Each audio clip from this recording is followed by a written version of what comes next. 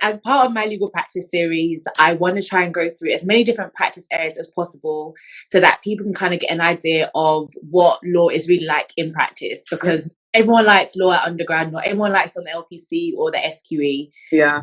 So I just think it's really good to speak to different associates who have spent a little bit of time in different practice areas and get real tea. So, Yeah, sure. if you don't mind giving everyone a little introduction about yourself, and we'll go into each bit in more detail.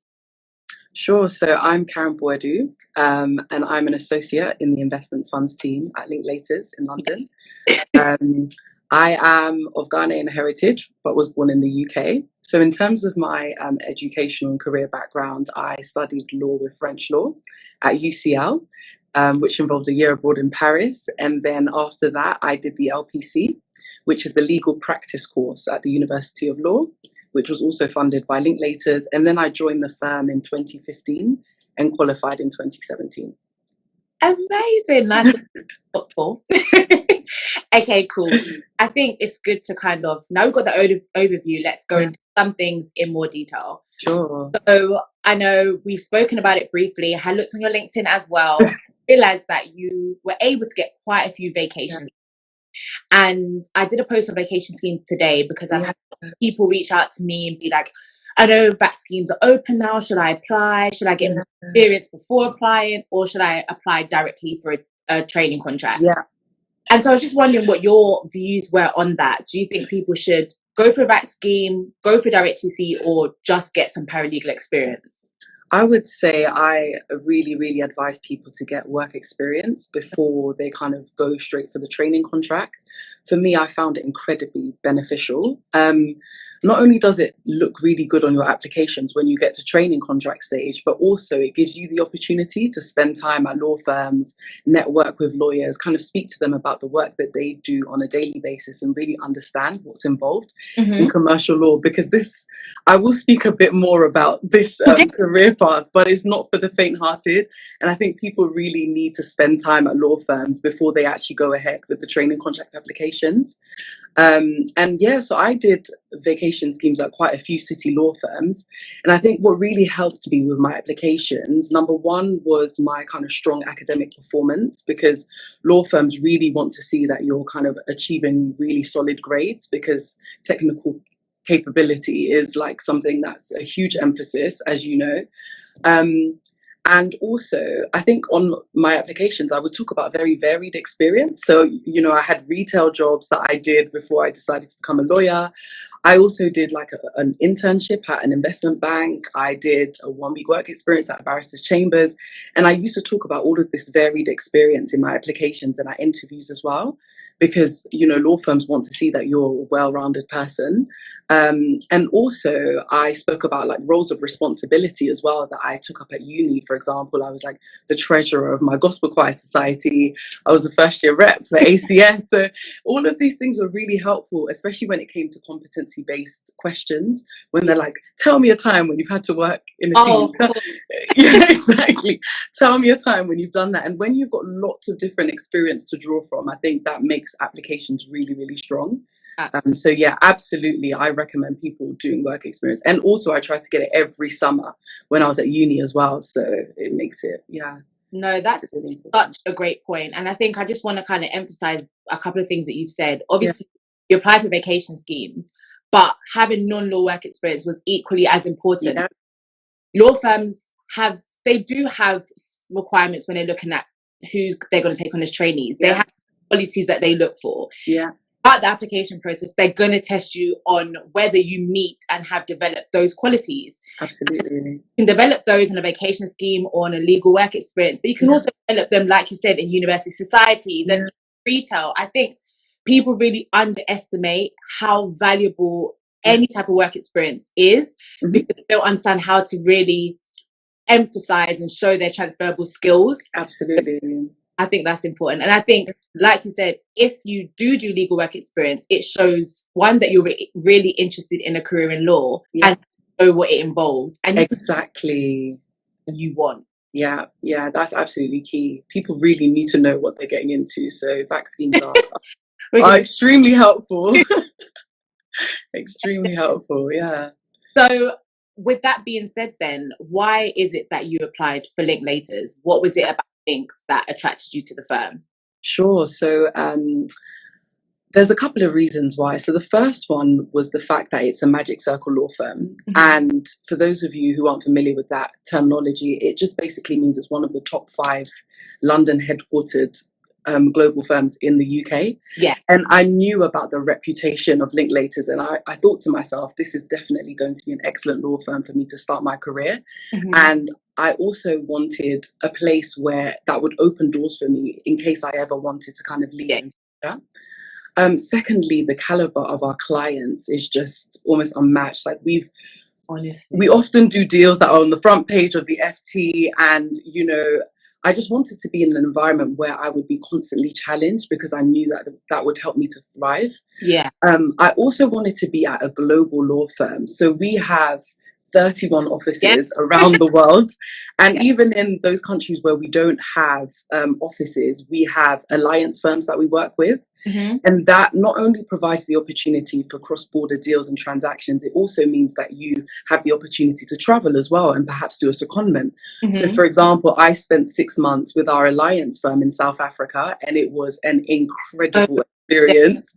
It was, honestly, it was amazing, the type of work that I was doing, because I'm really interested in doing African funds work, and I managed to do that. I really enjoy doing impact funds work as well, where our clients are investing in local communities and really making an impact.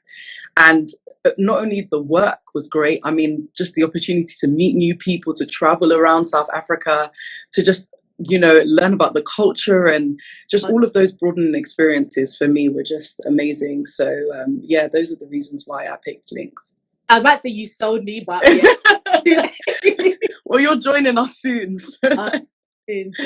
Okay, great. So you did your vacation schemes, you focused on links, you started links. Tell us a bit about what your training contract looked like. Yeah, sure. So sometimes I don't like to scare people, because I just like to prepare them, because I feel as though when I first joined the firm, even though I had spoken to lots of commercial lawyers, it was a bit of a baptism of fire, because when you first join, the hours can be very tough. And what I found was that at uni, if I had, say, a dissertation or an essay to do, it's like I would have the ability to manage my own time. So I get a deadline, say, in 2 months' time, and I would have to decide how much time I spend, like, in the library. But when you come to a firm like this, all of your time, all of the deadlines are all client driven. Literally, it's whatever they need you to do. Exactly. So it's not really your time anymore. And I think that was a bit of a shock to the system. So I did have quite a few late nights, and I was thinking, is this really what I want to do? But actually, as I progressed throughout my training contract, I think I really, really started to feel settled at the firm. I started finding the types of work that I really enjoyed. So I started in banking, and then I moved to our financial regulation group. After that, I did real estate. And then finally, I sat in investment funds, which is where I eventually qualified. And that kind of brought together some of the key learnings that I had gained from my previous seats. Amazing. Okay, so you did 4 seats. What work would you do in any one of those seats? It often depended on the group that I was sitting in. Okay. So, for example, when I was in banking, I was in the restructuring and insolvency team. When I first joined, we were working on the Lehman Brothers insolvency. So it was a massive matter, and brought in millions for the firm in fees. But I had to do a lot of research work and memos and drafting of memos. So it was quite academic work. It almost felt like I was still at uni. And then when it got to real estate, for example, when we were kind of working on transactions where we were acquiring large commercial properties or refinancing properties, there was lots of drafting legal documentation, drafting legal agreements, and kind of assisting the more senior lawyers on those kinds of matters. The financial regulatory group, again, was quite advisory. So lots of research, lots of drafting memos. And then investment funds kind of was a balance between transactional and advisory work. So some research and then some deals as well that we were doing. Wow. So it really is an array, a bit more departments, a bit more support work in other departments. So then why did you decide on investment funds? And for people that don't know what investment funds is, what is investment funds? Sure. So, well, I'll just start with a description of the type of work that we do in our team. And we have two kind of main strands of work. So we call it GP and LP. And on the GP side, this is where we have large fund managers or sponsors that come to us and say, Linklaters, I want to set up a fund. And we will basically help them with structuring that fund. So we'll kind of advise them on what types of legal vehicles they should be using to set up the fund. We'll kind of advise them on the regulation that applies in the various jurisdictions. Say that again. What is a fund? What is a fund? A fund, let's go all the way back. So an investment fund in very broad terms is basically just a pooling vehicle that brings together capital that's contributed by investors. So and then give them money and then... Yes, exactly. So it's basically a vehicle where people contribute their money or they invest their money, and then there will be a fund manager that will basically invest their money into different assets in line with a defined investment policy. So that's it in just very basic terms. And so, yeah, sponsor clients will come to us and say they want to set up one of these funds.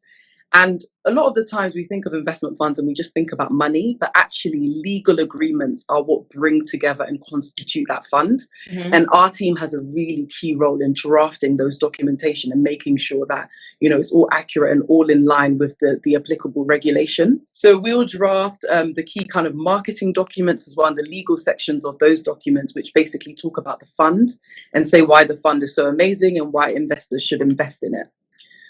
So that's when we work on that kind of side for fund managers. And then on the other side, we work for a lot of large corporate investor clients as well. So we work for a lot of sovereign wealth funds as well, which are basically funds set up by governments. And basically they come to us and say, I want to put $250 million in a fund. Can you review all of the legal documentation? Can you draft a legal report? And that will help us to decide whether we want to invest our money. So it can be very interesting. Some of it is kind of time pressured. Some of it can be stressful. But honestly speaking, I really enjoy the work in the investment funds team because of the sheer variety of the work that we do. We have lots of really high profile clients. It's very interesting work. And even though sometimes it can be quite pressured, as I said, I honestly believe that it really has helped me to kind of hone my analytical skills as well, and just my personal skills with kind of interacting with clients as well. Nice. Yeah, so I thought let's reel it all back so we could kind of understand what funds is. But no, the explanation was good. Hope that was clear. It was. So a fund is just basically, investors put together some money, it goes into a fund, and the fund decide what to do with that money, what they want. Exactly. It will usually be the fund manager that will decide basically what they're going to invest the money in. Yeah. Perfect. And like you said, you kind of like the analytical side, the type of kind of work you were dealing with. Yeah. Would you say that the type of work that you do now differs the type of work that you did as a trainee? How did it differ from training contract stage to now you're an associate? What was the expectation difference? Absolutely. So it is quite a big jump from when you join the firm as a trainee to when you actually qualify and then become an associate. And it's quite a daunting experience, but actually it's really rewarding at the end of the day, because as a trainee, you're kind of at the bottom of the chain because you've just joined the firm. You're not that familiar with how things work exactly. So your role is kind of to support the lawyers that are kind of above you. So if you're working on a matter or a transaction, and there's kind of like a report to draft, you might take some kind of the more simpler sections of that report and help to draft them. You would be kind of, as I said, helping to support the more senior lawyers. And so that sometimes it involves some kind of administrative type tasks, but a lot of the time, depending on the group that you're in, it will also involve really interesting stuff like research and learning about new legal concepts as well. And then when you get to associate stage, you've kind of moved up the chain. And so now you're kind of responsible for those beneath you. You're responsible for trainees. You're responsible for paralegals as well, who kind of support the lawyers too. And so your role is not just doing the work itself, the legal work itself, but you also have a slight managerial role as well. And you also have to drive things forward. So you need to kind of be on top of all of the different work streams. You need to know what the timing is that the client has set. You need to know about deadlines, and you really need to be able to kind of report to the more senior lawyers and help to inspire confidence in them that you know what you're doing and you can help to deliver client work. So, like you said, because when you come in as a trainee, you're new. So would you say that there's any types of law that you would have done before that would have kind of supported that role? Or is it go in and you kind of learn everything in your role? Yeah, I think funds is quite unusual in that. I think most of it you would learn when you're actually in the group itself. As I said, some of my previous seats were really helpful in giving me a good foundation. So, for example, FRG, which is the Financial Regulatory Group, that kind of gave me the ability to understand how regulation works. But I actually had to join the funds team itself to kind of get to grips with the specific types of regulation that we deal with in the funds team. Again, I didn't do a corporate seat, but loads of people say that corporate can sometimes help with funds as well, just because it's a transactional seat. And so it can kind of help you with the transactional aspects of the funds team work. And so I feel as though you can gain skills from other groups and other types of law that you might encounter, but actually most of it you will learn when you're in the investment funds team. Nice. And I think that's important to know, because I feel like a lot of people go in and they're like, oh, like, I don't want to make any mistakes, I don't want to get anything wrong. But being a trainee is that you're just there to learn. Like, you're there to support and then learn the area of law that you're sitting in. So that's good. No, there's not too much expectation about what you know before you enter. Yeah, exactly. Okay, so you've spoken about investment funds. Did you have any preconceptions or any ideas about what it was going to be like going into it? Yeah, absolutely. So I think before I joined the Magic Circle law firm, I had heard lots from people about the hours that you might work, which can be very long because, as I said, everything is driven by client demand. And if they want things done, like, want it done. Exactly, if they want it done pronto. And so they expect the most excellent client service from us. So I definitely heard about the hours. I heard about the training. I heard that if you work at a Magic Circle law firm, the training is almost unmatched because of the nature of the clients that we deal with, and just the fact that we have departments that are kind of dedicated to training our lawyers. We have professional support lawyers as well, who kind of set up training sessions and programs for us as lawyers. And I also heard about the fact that it's quite fast paced and can be quite pressured, but is also really interesting. Yeah. And so I think all of that was actually true when I joined the firm. Like, all of those things that I mentioned, the training was excellent, the clients were great. It could be pressured sometimes, it could be very fast paced. I think it's just very different when you speak to lawyers as compared to when you're doing it yourself. Yeah. That's so it's personal. Exactly. Hour that goes by. Exactly. So, like, it's great to talk to people before you join a law firm, but I think there's just nothing can compare to doing the work yourself and getting stuck in. And I think that's also why I do advise people to do VAC schemes, because even though you won't necessarily be doing the type of work that you will be at trainee level, it still gives you the opportunity to kind of shadow people and exposure to, like, exactly, get the exposure and also get the opportunity to do some kind of trainee type tasks and see whether you enjoy it. So yeah, honestly, it was very interesting when I joined. But over time, you kind of get more used to it and you start to feel more comfortable in the work that you're doing, especially when you start to grasp the legal concepts a bit more. It makes you feel more confident in your ability to be a lawyer.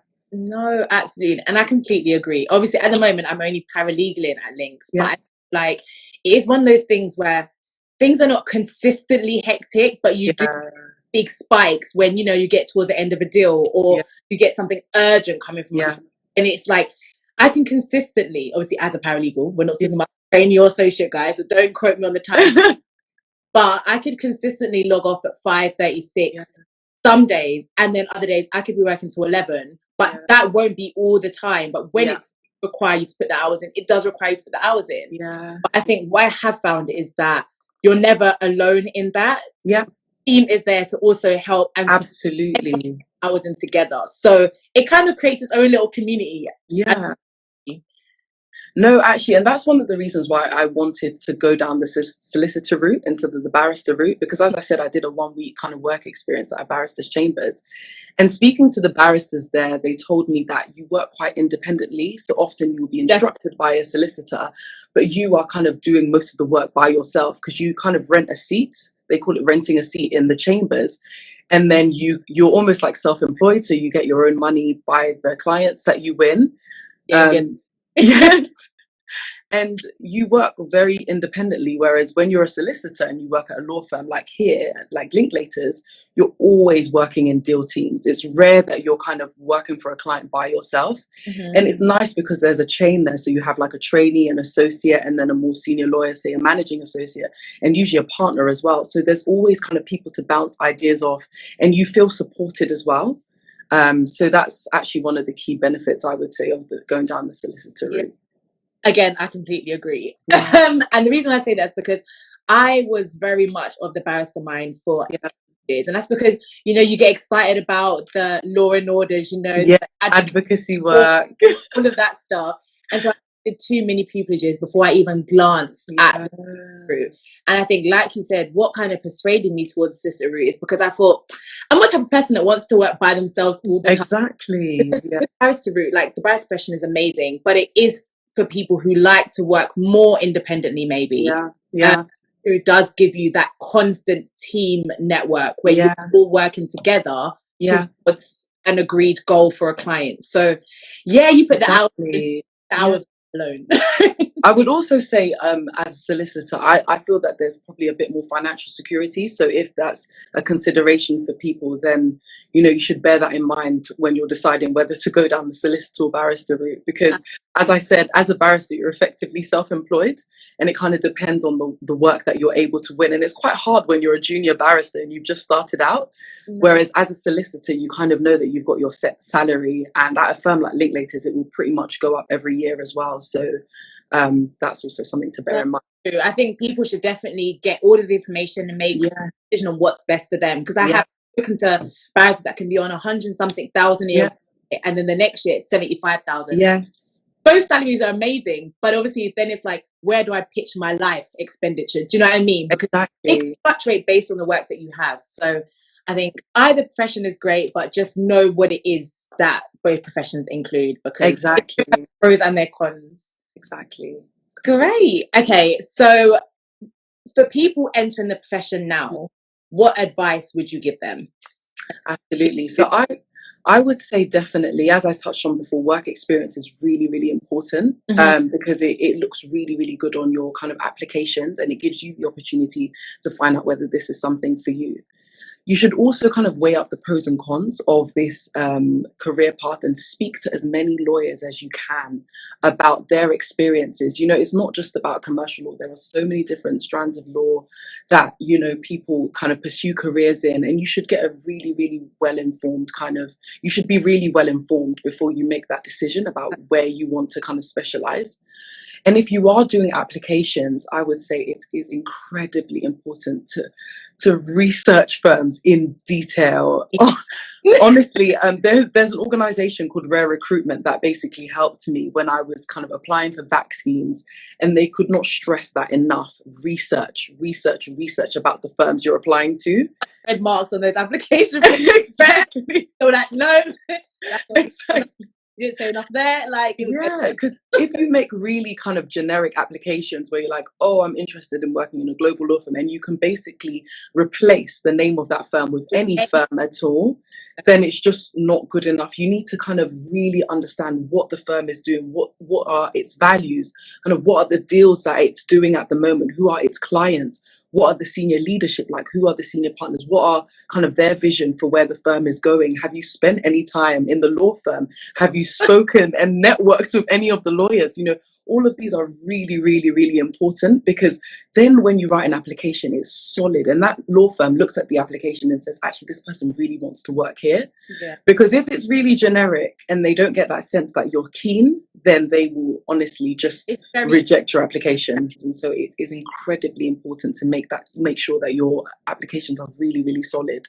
Research is fundamental, and if you have kind of lawyers that you know that you can reach out to and send your applications to review, I would highly recommend that you get people to take a look before you send them off, because they get so many applications, they'll reject them quite easily, like for the smallest things, like typos and things like that.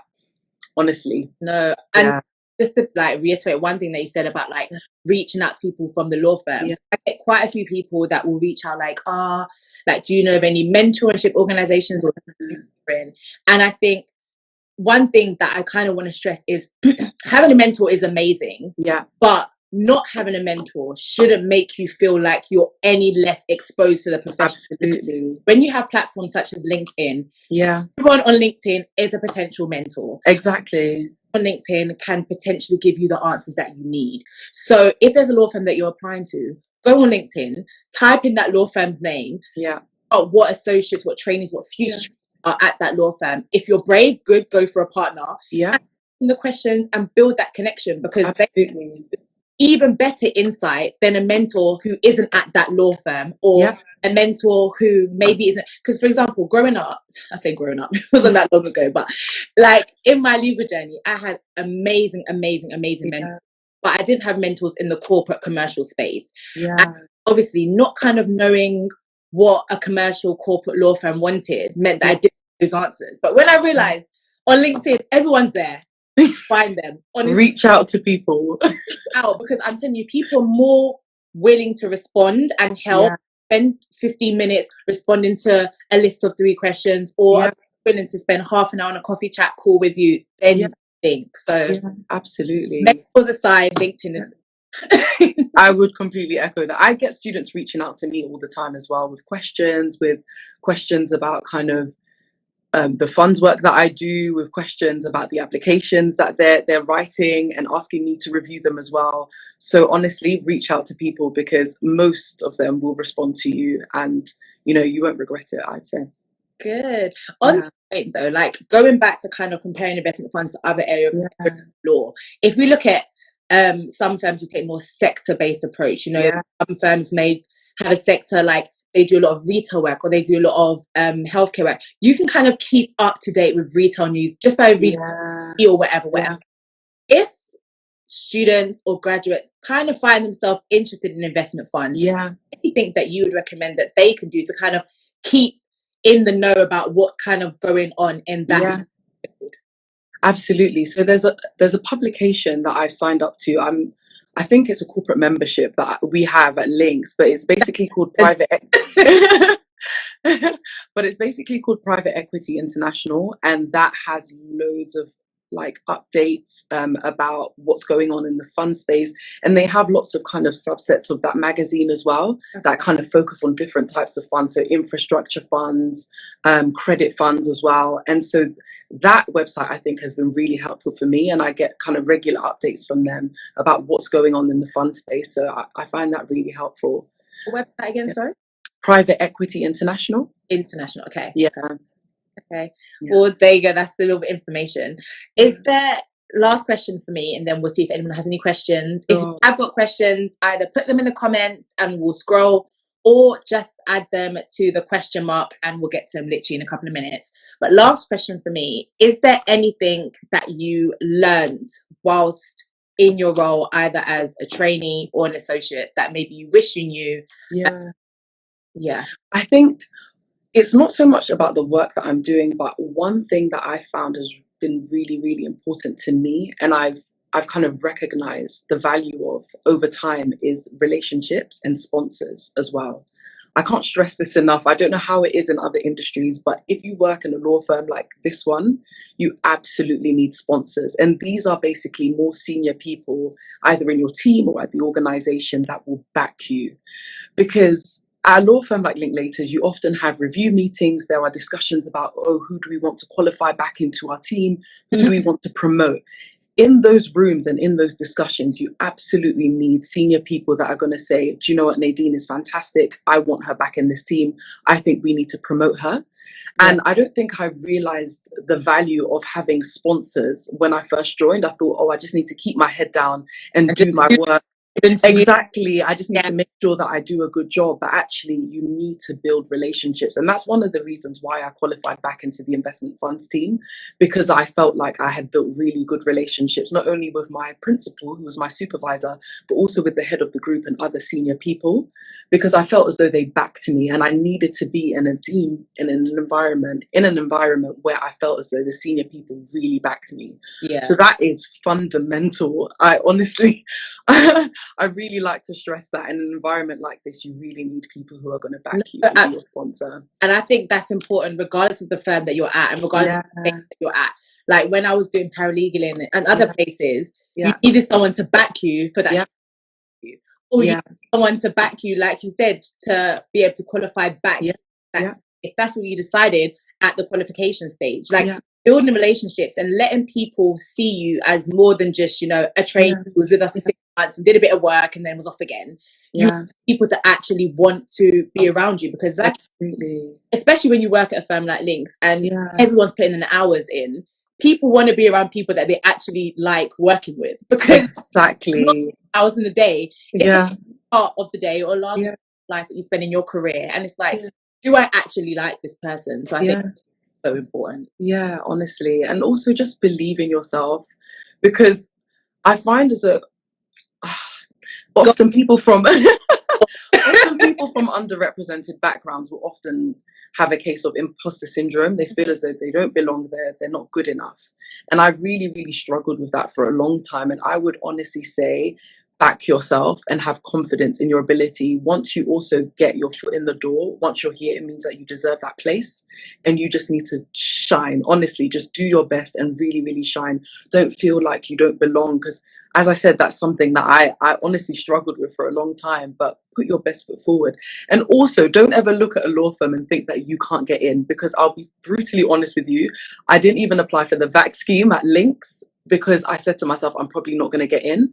And then when it got to training contract stage, I was like, no, let me just go for it and let me apply. And actually, I'm really, really glad I did. And I took that risk. So honestly, people, believe in your ability, believe in yourself, and resilience and persistence is key. Resilience is honestly, for me, with this whole Links thing, I started off with Links last year on the Get Ahead scheme, which is where we met. Yes. And, guys, honestly, Karen has been my mentor, everything over the last year, which is why she had to be on. But I started my proper journey with Links last year on the Get Ahead scheme, the back scheme, and then got the training contract offer. But prior to that, I had been rejected twice. The Linklaters training contract. And I said, you're not going to take me. Yes, good. I love that. And you're going to take me because I deserve to be there. Yes. I want to be there. And I'm love that. To be there. Yeah. So, no, honestly, like you really have to back yourself. Because if you know you put the work in, don't look at he, don't look at she, don't look at them. Like, concentrate on what it is that you feel like you may need to scrub up in certain areas, do this or that, and make it happen. Because I wasn't trying to take a nose still. I love that. Honestly, you really need a thick skin as well when it comes to law. Not only the applications, but when you actually enter the firm as well, because it can be cutthroat. And so, honestly, that kind of resilience that you had when you said no, they're actually going to take me. Honestly, I love that. And that's exactly the kind of spirit that you need when it comes to this career path. It's incredible. So hats off to you, Nadine. Yeah, guys. And hats off to anyone else that's still on this journey. Like, if you haven't given up yet, you, like, whether it's been one application cycle you've been rejected from and still going, or whether like me it was like 6, then hats off to you. Like, let anyone hold you back. Keep going. I love that. That was a little pep talk. Okay, let me see if we've had any questions in. Okay, so one question is, apply for winter vac scheme or wait to gain more experience in a paralegal role and apply for a summer one? Good question. Say that again, sorry? The question was, should they apply for winter vac scheme, so apply now for December, January, do a bit more paralegal, or find a paralegal role, do a bit more paralegal work, and then apply for summer vac scheme next year? I honestly think there's nothing wrong with applying for both, as long as the law firm doesn't say to you, you know, if you apply for the winter vac scheme, then you can't apply for the summer one. I would say go for the winter vac scheme, put your best foot forward, write a really solid application. If you don't get that one, you apply for the summer one, because it's also a numbers game as well. That's something I should have stressed like before. Because, you know, there are a couple of people that might apply for like 2 or 3 firms and get accepted to all of them. That was not my story. I had to do a lot of applications. And so don't kind of pick the one that you think you might have the best opportunity to do. As long as the law firm allows you to do both, apply for both. 100%. I think what I would say, generally, I've heard that the summer vac scheme is more competitive than the winter, because the winter it tends to be more graduates that apply for the winter, right? Yes, exactly. And non-law students as well, I think. Exactly. Whereas with summer, everyone's applying for the summer. Yeah, And yeah, you have students who are now finished university. You've got students who are in university. Everyone's applying for the summer. So when it comes to numbers games, I think summers are more competitive. Yes. What I would also say is VAT schemes are work experience. Yes. And what I keep telling people is that even though it was a struggle for me to get a VAT scheme and a training contract, law firms do take people on from the second year of university. Yeah. And so at that stage, how much work experience do these people have? Exactly. Legal role, because you need academics to get a paralegal role, which means don't tell yourself that you can't do it until you've ticked this box. Apply, put everything in the application form. Like we said, seek the advice that you need to seek out, get the application reviewed and send it off. Okay, next question. What A-level subjects did you both take, and also any advice for year 13 students who are looking to follow the investment law path? Oh, cool. Okay, so I did economics, French, politics and sociology. Oh, yeah. So I did 4 A levels, and I picked those because I knew that I eventually wanted to do law. I knew that a law A level wasn't necessarily required, but I wanted to mainly do humanities subjects because I knew that that would be beneficial to me when it came to the law degree because of all of the essays that you have to write and draft. And so I thought if I do humanities subjects, that would definitely be helpful. I also picked economics because even though it was quite early on, I thought to myself, I might do something kind of economics/finance related in future. Ended up in finance, girl. Exactly. And so that was great. And then finally I picked French because I just love the language, and I thought to myself, I want to improve in my speaking skills, my French speaking skills, and eventually if I work at an international organization, my French speaking might come in handy. So that's what I did. Me, I did sociology, psychology, government and politics. I only did 3. I wasn't good at myself. And the reason why I did that is because, like you, I kind of knew I wanted to do law. Knew that A-level law wasn't a requirement, and so I decided to do politics because I was interested in the whole legislation side of things, and then sociology because I felt like I kind of wanted to understand how things affect society, what society look like. And psychology, I thought, it's on the minds of the people. So I thought I knew I was going to enjoy. I think it's important to stress that law firms don't have specific A-level subject requirements. Exactly. Honestly speaking, I to pick whichever A-level subjects you're going to be most interested in and grades in. Yeah, I would echo that, absolutely. And also, neither law firms don't really specify what you need in terms of A-level subjects, but neither do most universities when it comes to the law degree. Yeah, exactly. Yeah, so often they won't have requirements, oh, you had to study this. So exactly. There are some degree subjects, obviously, where they stress that. For example, economics. At one point, I was considering studying economics at uni, and most of the unis I was looking at were basically asking for maths A-level, but I didn't have it. But most of the time, when it comes to the law degree, they don't really have specific requirements. So pick something you enjoy, but also think about, subjects where you think you can really do well. Absolutely. Yeah.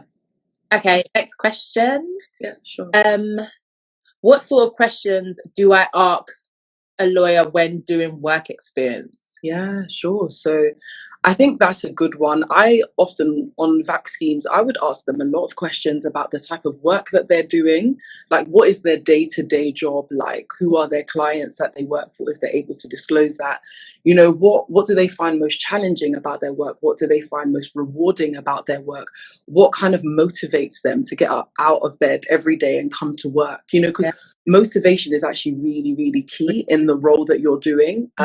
If you're doing a job where you don't feel motivated, then actually, you can struggle to keep, brain. Yeah, exactly, to keep pushing yourself. So ask loads of questions. Yeah.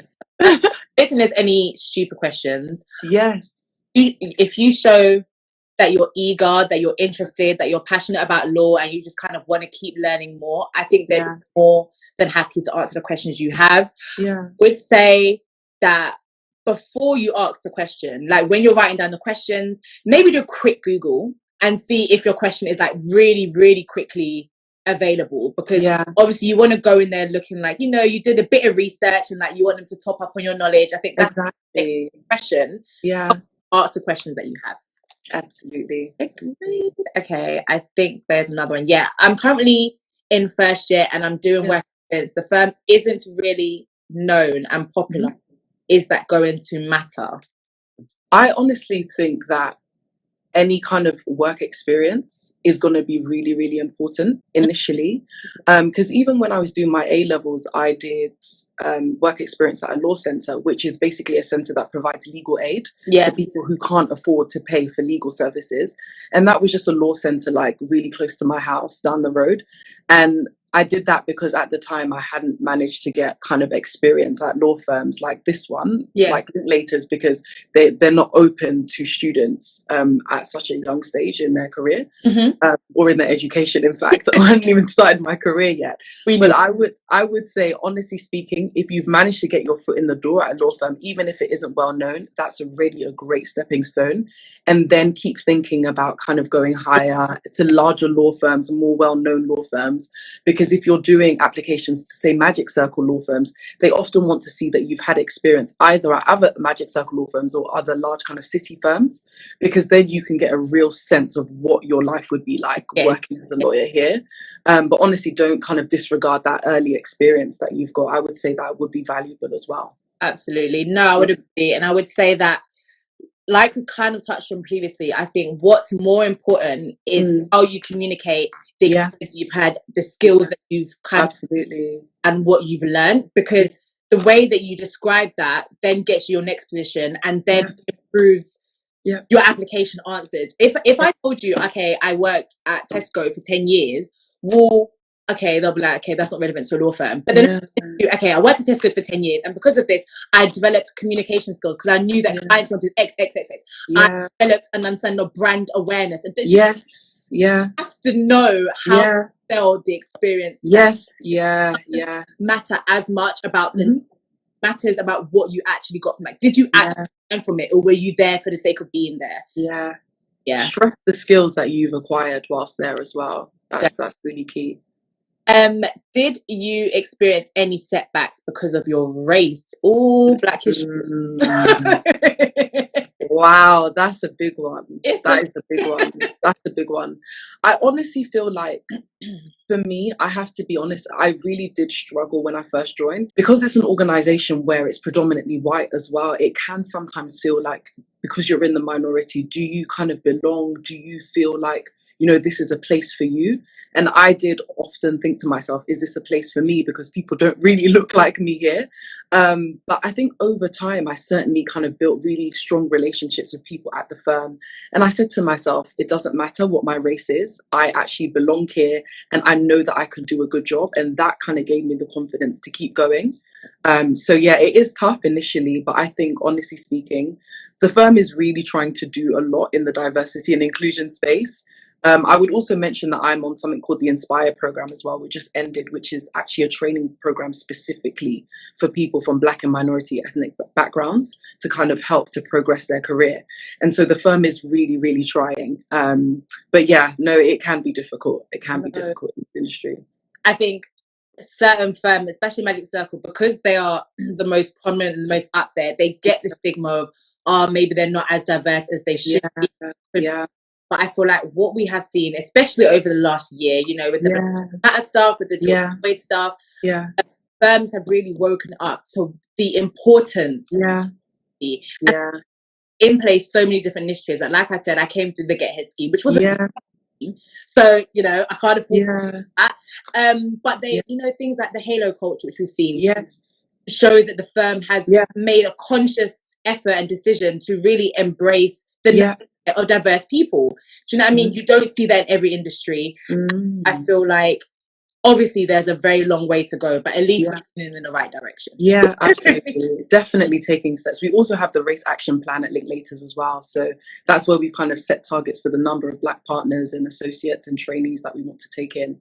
So they are trying. They really are. No, absolutely. And I even did a piece as part of the race action plan. So I'm gonna put that on my Instagram sometime this week, so you can read the report. Honestly, I'll put the link and everything, so you can actually see what the firm is doing, what they have been doing, and what they aim to do, because it is a journey. And like Karen said, don't be discouraged by what you see currently. Decide and know that you are going to belong, and you're going to be you're going to be part of this journey where profession gets better. So, and you're good enough to be here.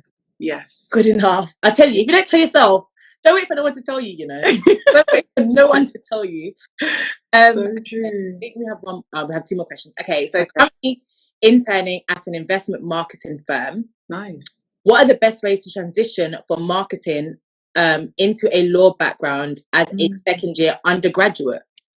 Oh, fab. Okay, so are they studying marketing then?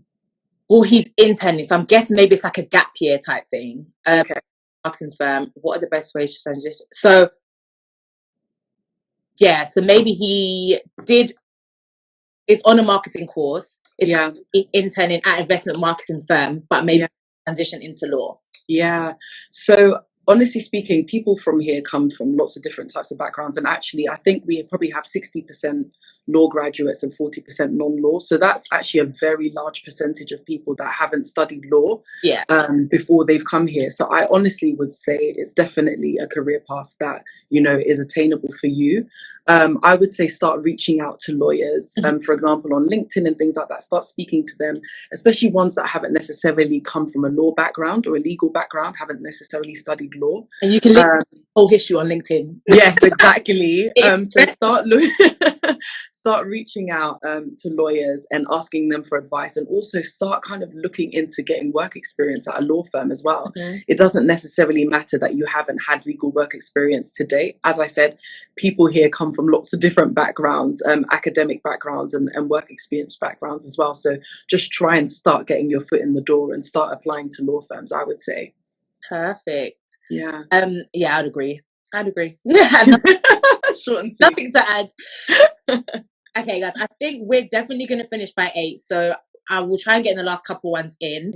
What advice would you give someone that wants a career in law? So I guess broad general advice. Broad general advice. Okay, so I think I've mentioned some of this before, but I would definitely say kind of speak to lawyers, try and find out what they do, try and get work experience. That's really, really important. Try and write really solid applications, and just also when it comes to commercial law, I would say another thing that was really emphasized when I was doing applications was commercial awareness. And that's, I can't believe we haven't mentioned that yet as part of this talk, but that's honestly essential. And commercial awareness is basically just awareness of what the types of clients that we serve do and what their businesses are like. And so I was constantly advised to kind of read the Financial Times or like business pages of like newspapers to try and understand how things work. Because when you come to interviews, they'll ask you loads of questions. They'll ask you, what's a deal that you've read in the financial press recently that caught your eye and what was interesting about it? And the thing is, if you work at a commercial law firm, all of our clients are going to be like banks and financial institutions or fund managers. You really need to understand what is important to them as clients, because otherwise you won't be able to meet their objectives. And so, you know, we're advising them from a legal perspective, but actually we need to understand how they run their businesses and how they function. And so I would say, absolutely, if you're interested in commercial law, commercial awareness is essential. It's really, really important. You can't get training control without it. I'm sorry. Yes. Say that with full confidence, because I audit for 5 whole years. And when I suddenly decided to dedicate time to actually improve my commercial awareness last year, every interview was 10 times better than it was before. Because like Cameron said, like it's about understanding what's going on in the market, what's going on for law firms, for the clients that law firms have, what is important to them, what is the lawyer's role in the type of like deals that you're seeing. It is so important. Don't know how to do commercial awareness. I've done a post on my Instagram. Please check it out. And please develop your commercial awareness before you submit any application forms, because in application forms you should be developing your commercial awareness. Even if you don't have to, when you get to the interview stage, you can't bypass it. Absolutely. And there's a really good book called All You Need to Know About the City by Christopher Stokes. And that book really helped me because it broke down in very basic terms, what do investment banks do? Kind of what do pension funds do? What are institutional investors? What are bonds? What is debt finance? Like all of these really key terms that they'll be asking you about in applications. £11 you've ever spent. start with things as well, like Karen said, the business section of the BBC News website. Click on that tab and start reading what's going on with Facebook, what's going on with Google, what's going on with Morrison, like what's going on at the moment, and what things are impacting other things. Like, you know, inflation's through the roof. What does that mean? Like, next question, how do you work past your fears and imposter syndrome? Last question. I honestly just had to keep telling myself that I deserve to be here. I deserve to be here, because it's something that you have to make a conscious effort to do.